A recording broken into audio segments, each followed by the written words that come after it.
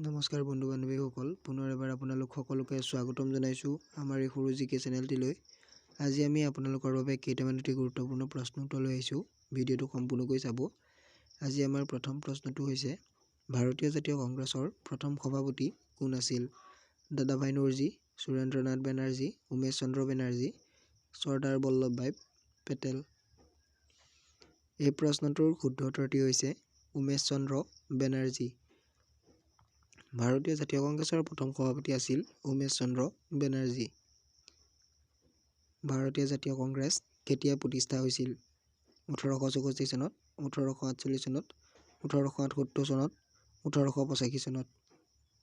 এই প্ৰশ্নটোৰ শুদ্ধ উত্তৰটি হৈছে 1885 চনত ভাৰতীয় জাতীয় কংগ্ৰেছ প্ৰতিষ্ঠা হৈছিল।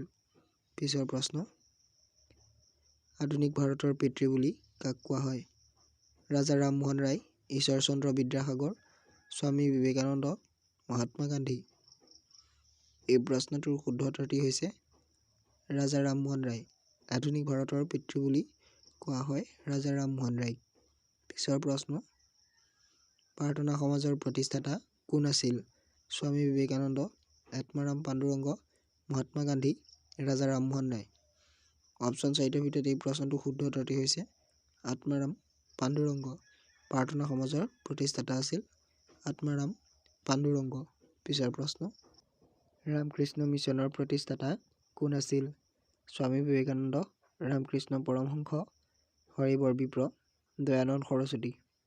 এই প্ৰশ্নটোৰ শুদ্ধ উত্তৰটি হৈছে স্বামী বিবেকানন্দ। ৰামকৃষ্ণ মিছনৰ প্ৰতিষ্ঠাতা আছিল স্বামী বিবেকানন্দ। পিছৰ প্ৰশ্ন, শংকৰদেৱে প্ৰথম বৰগীত ক'ত ৰচনা কৰিছিল? বদ্ৰিকাশ্ৰম, বশিষ্ঠাশ্ৰম, কোচবিহাৰ, বৰদোৱা। এই প্ৰশ্নটোৰ শুদ্ধ উত্তৰটি হৈছে বদ্ৰিকাশ্ৰমত। শংকৰদেৱে প্ৰথম বৰগীত ৰচনা কৰিছিল বদ্ৰিকাশ্ৰমত। পিছৰ প্ৰশ্ন, ভাৰতীয় জাতীয় কংগ্ৰেছৰ প্ৰথম মহিলা সভানেত্ৰী কোন আছিল? Sarojini Naidu, Indira Gandhi, Vijaylata Chetri, Annie Besant. এই প্ৰশ্নটোৰ শুদ্ধ উত্তৰটি হৈছে এনি বেছাণ্ট। ভাৰতীয় জাতীয় কংগ্ৰেছৰ প্ৰথম মহিলা সভানেত্ৰী আছিল এনি বেছাণ্ট। পিছৰ প্ৰশ্ন, তলৰ কোনটো কাম লৰ্ড উইলিয়াম বেণ্টিঙে কৰা নাছিল? পিণ্ডাৰী দমন, ঠগ দমন, সতীদাহ প্ৰথা বন্ধ, শিশুবধ নিবাৰণ। এই প্ৰশ্নটোৰ শুদ্ধ উত্তৰটি হৈছে পিণ্ডাৰী দমন। পিণ্ডাৰী দমন লৰ্ড উইলিয়াম বেণ্টিঙে কৰা নাছিল।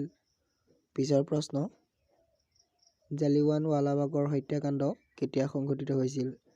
1919 চনত, 1910 চনত, 1917 চনত, 1913 চনত।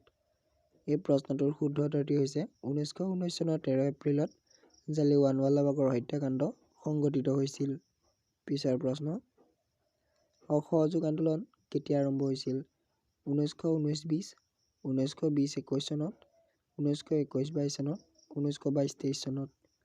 এই প্ৰশ্নটোৰ শুদ্ধ উত্তৰটি হৈছে 1920-21 চনত অসহযোগ আন্দোলন আৰম্ভ হৈছিল। পিছৰ প্ৰশ্ন,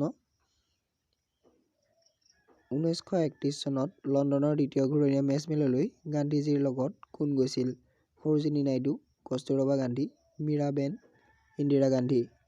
এই প্ৰশ্নটোৰ শুদ্ধ উত্তৰটি হৈছে সৰোজিনী নাইডু। 1931 চনত লণ্ডনৰ দ্বিতীয় ঘূৰণীয়া মেজমেললৈ গান্ধীজীৰ লগত গৈছিল। চৰ্তবিলোপ নীতি কোনে প্ৰৱৰ্তন কৰিছিল? Lord Curzon, lord Wellington, lord Ripon, lord Dalhousie. এই প্ৰশ্নটোৰ শুদ্ধ উত্তৰটি হৈছে লৰ্ড ডেলহাউচিয়ে চৰ্তবিলোপ নীতি প্ৰৱৰ্তন কৰিছিল। যদি এই ভিডিঅ'টো চাই ভাল লাগিল তেনেহ'লে লাইক এটা কৰি চেনেলটো প্লিজ ছাবস্ক্ৰাইব কৰি ৰাখিব। ধন্যবাদ।